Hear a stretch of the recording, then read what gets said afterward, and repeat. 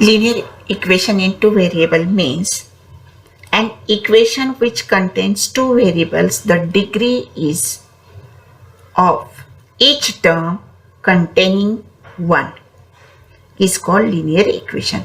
Here 2x plus 5y equal to 10.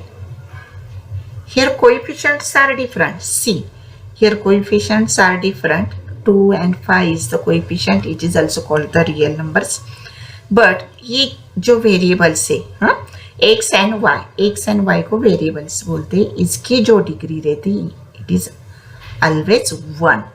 अगर 1 degree छोड़ के अगर दूसरे आते हैं तो that time it is not called the linear equation in two variables, because here only degree is the 1.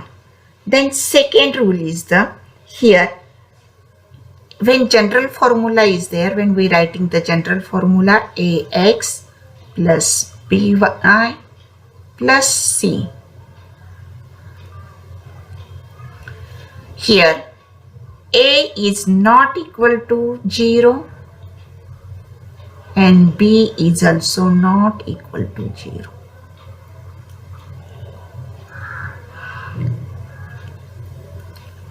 अगर 0 वैल्यू होती है तो it becomes not a two variable, single variables हो जाता है. देखो कि a की जगह अगर 0 आता है, 0x plus by plus c, तो ये जो टर्म है, ये टर्म पूरी कैंसिल हो जाती है, इसलिए एक ही वेरिएबल रहता है. Therefore here we can not use the 0. A first term के लिए भी नहीं और सेकेंड टर्म के लिए भी हम 0 यूज नहीं करते. अगर 0 वहां पे आता है तो that time it is not called the linear equation. Means linear equation के जो रूल्स है, जो प्रॉपर्टीज है, वो फर्स्ट प्रॉपर्टी जो है जिसकी डिग्री 1 रहती है, जो वेरिएबल्स है वो वेरिएबल्स की डिग्री 1 रहती है.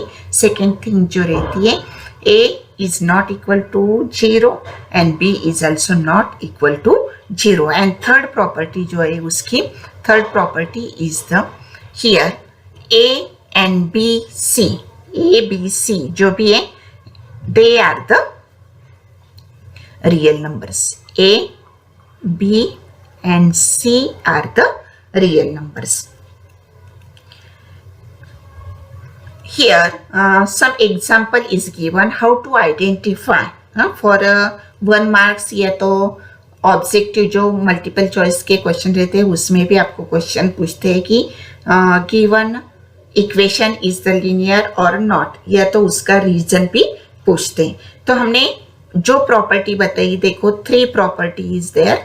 फर्स्ट जो है उसमें डिग्री 1 रहती है, डिग्री इज द 1 वेरिएबल की.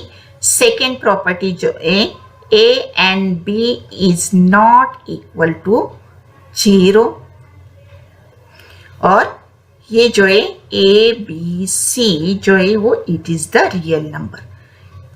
इन दिस केस ये that time it is called the linear equation. See the activity here. 1 minute.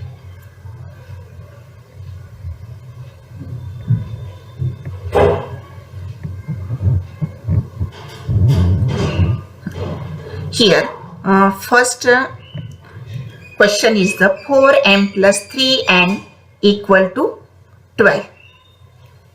Means here when we take the 4m plus 3n equal to 12, m की जो है degree it is also 1, 3 की n की जो degree it is also 1. First term is called the 4m, second term is called the 3n, and c is the 12 here. And so यहाँ पे degree भी 1 है, a b is not equal to 0 है यहाँ पे. So this is called the linear equation. Means अगर हम यहाँ पे क्वेश्चन अगर राइटिंग करते हैं, for here see 4m plus 3n equal to 12. Here m 1 degree, here n power भी बोलते हैं उसको, डिग्री भी बोलते हैं, m की और n की 1 पावर है। और सेकेंड थिंग यहाँ पे m and n is not equal to 0, 0 छोड़ के उसकी जो वैल्यू है, इसलिए इट, और ये दूसरा ax plus by plus c के फॉर्म में है इक्वल टू 0, ये जनरल फॉर्म में है। अभी आप बोलेंगे कि टीचर ये तो इक्वल टू के बाद 12 है, यहाँ पे 0 है।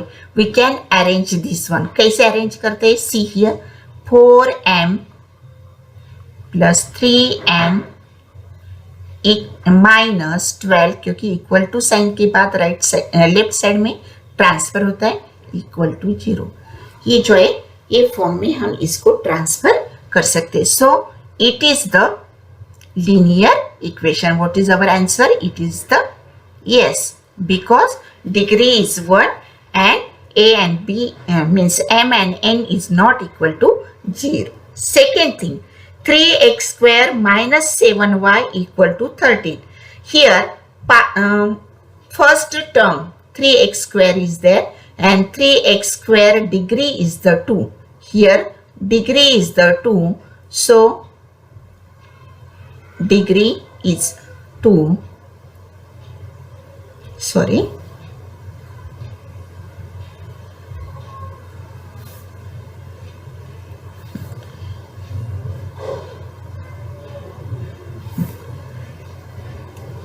डिग्री, इसकी जो डिग्री है it is the 2, first term की जो डिग्री है it is the 2, so it is not a linear equation, linear with inner 2 variable, not this one. Second, यहाँ पे अंडर रूट 2x, सी जब अंडर रूट के many times this type of question is confuse to the student, under root 2 और x जो है वो outside में, और when we see this one, तो अगर मैं ये अंडर रूट 2 को जो है अगर मैं आउटसाइड में निकालूंगी तो it is the 4, then x as it is रहेगा। But when under root 2x, देखो टोटल जो क्वांटिटी मीन्स x भी अगर अंडर रूट में आ जाता है तो that time answer become 4x square, यानी कि यहाँ पे डिग्री 2 आ गई। इसलिए ऐसे टाइप का अगर अंडर रूट में x भी जाता है मीन्स जो भी वेरिएबल्स है वो वेरिएबल्स भी अंडर रूट में जाते, तो that time it is not that a linear equation, because उसकी जो डिग्री रहेगी अंडर रूट से जब हम आउटसाइड में निकालेंगे उसका स्क्वायर रूट करेंगे तो that time it is a square. But when number is under root and that variables x y z any variables is outside, that time it become the linear equation। ये जो है it is the linear equation। why? क्योंकि यहाँ पे इसकी जो degree है degree is the 1। Okay, मैं यहाँ पे शॉर्ट फॉर्म राइटिंग कर रही हूँ, degree is the 1, so it is also linear equation. अभी इसको देखो, अगर हमें स्टैंडर्ड फॉर्म में राइटिंग करना है तो स्टैंडर्ड फॉर्म में हम कैसे राइटिंग करेंगे? Under root 2x minus under root 5y, या फिर 5y minus 16 equal to 0।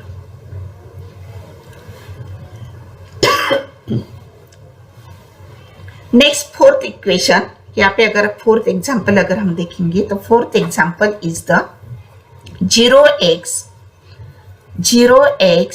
Plus 6y minus 3। 0x means here see,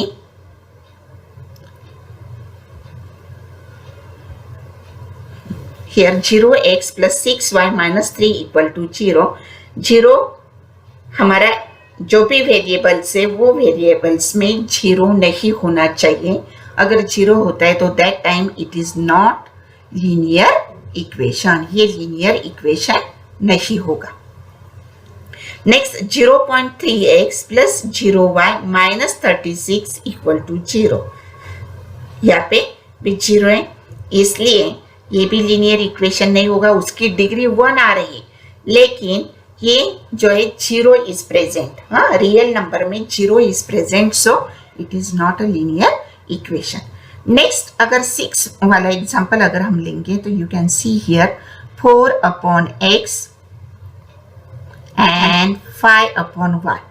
देखो जिसकी डिग्री 1 है, जिस वेरिएबल की डिग्री 1 है, और जो 0 छोड़ के means a and b is not 0, is not equal to 0, that time it is a linear equation.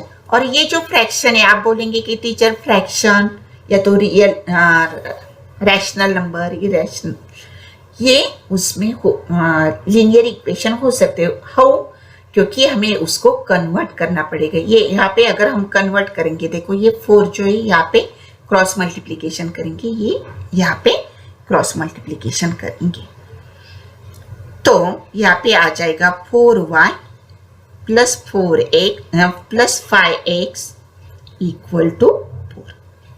आप इसको रीअरेंज भी कर सकते हैं, 5x plus 4y equal to 4.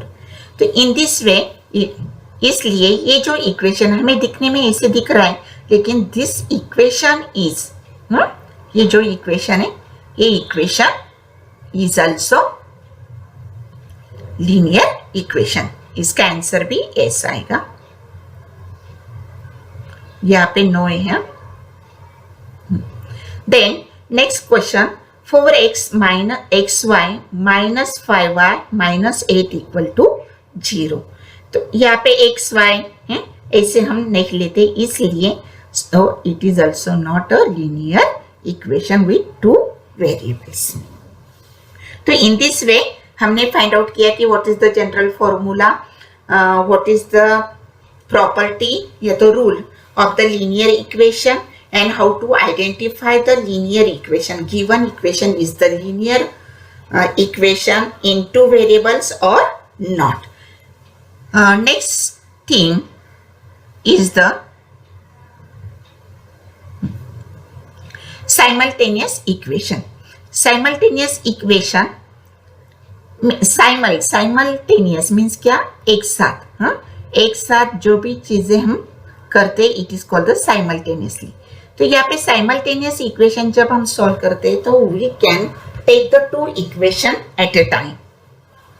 और यहाँ पे साइमल्टेनियस इक्वेशन सॉल्व करने के लिए लास्ट ईयर आप लोगों ने स्टडी किया था कि one elimination method, elimination method में सब्स्टिट्यूशन मेथड भी है. इलिमिनेशन मेथड मीन्स क्या, उसमें से जो दो वेरिएबल्स रहते, दो वेरिएबल्स में से एक वेरिएबल हमें इलिमिनेट करना है, रिमूव करना है, it is called the elimination. तो यहाँ पे 5x minus 3y equal to 8, this is the first equation, and second equation is the 3x plus y equal to 2. This is the second equation. तो simultaneous equation के लिए हमें एक तो x को कैंसिल करना है सॉल्व करते समय, एक तो इलिमिनेशन मेथड में एक तो x को कैंसिल करना है या तो y को कैंसिल करना है. कौन से भी एक जो टर्म है वो टर्म हमें कैंसिल करनी. तो यहाँ पे मैं डायरेक्ट प्रैक्टिस सेट लेती हूँ, फिर आप लोगों को समझ में आएगा.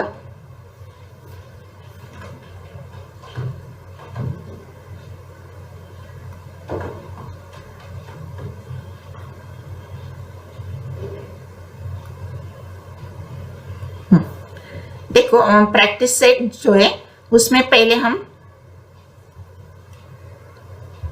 सॉल्व करेंगे, फिर ये एक्टिविटी है, ये एक्टिविटी फिर बाद में उसके जो भी फिल इन द ब्लैंक्स है वो फिल इन द ब्लैंक्स हम भरेंगे.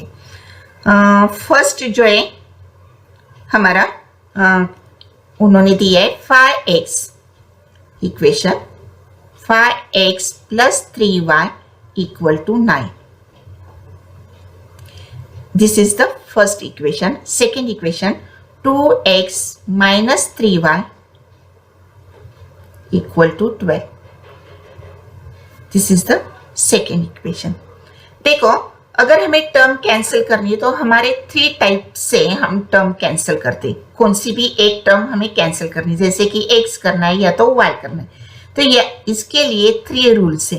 पहला जो रूल्स है, एक तो यहाँ पे देखो, यहाँ पे सेम है, हाँ, वाई वाई जो टर्म से ये सेम है लेकिन उसकी अपोजिट साइन है। उस टाइम हमें कुछ भी करना नहीं पड़ता है, डायरेक्ट एलिमिनेशन, यानी कि वो जो टर्म है वो टर्म कैंसिल करेंगे, यानी कि उसका 0 आंसर आता है।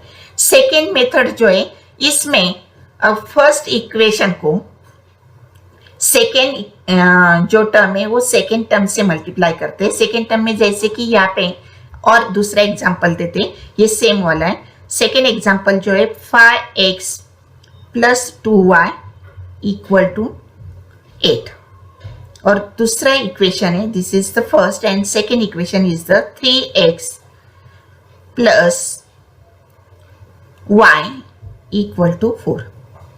देखो ये इक्वेशन जो है, इस इक्वेशन में y, मुझे y की टर्म कैंसिल करनी है, मैं y के बारे में ही आप लोगों को बताती हूँ। x के लिए भी वैसे ही, लेकिन एक ही जो मेथड है आप ध्यान में रखो, नहीं तो फिर आपको कंफ्यूजन हो जाएगा। जैसे कि ये सेकेंड टर्म है तो y को मुझे कैंसिल करना है, तो यहाँ पे y दोनों भी वैल्यू सेम है, इसलिए मुझे यहाँ पे मल्टीप्लाई करने की जरूरत नहीं।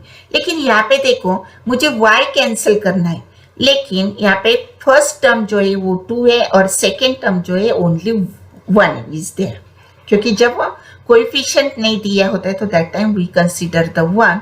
तो यहाँ पे 1 है, तो यहाँ पे भी मुझे 2 लाने के लिए मैं इस इक्वेशन को, only this one, only second equation को मैं 2 से मल्टीप्लाई करूंगी, और y को नहीं, हाँ, पूरे इक्वेशन को, राइट और लेफ्ट साइड दोनों भी साइड को मैं 2 से मल्टीप्लाई करूंगी। थर्ड थिंग जो है उसमें एग्जाम्पल अगर हम थोड़ा अलग लेते हैं, यहाँ पे 5x plus 3y equal to 10, और दूसरा इक्वेशन है 2x plus 2y equal to 5। ये मैंने आपको एग्जाम्पल दिए हैं ऐसे कि कब हमें कौन सा रूल यूज करना है। यहाँ पे हमें रूल यूज करने की जरूरत नहीं, क्योंकि यहाँ पे क्वांटिटी जो है उसकी जो प्लस माइनस साइन जो है उसके कोएफिशिएंट जो है इट इज द सेम।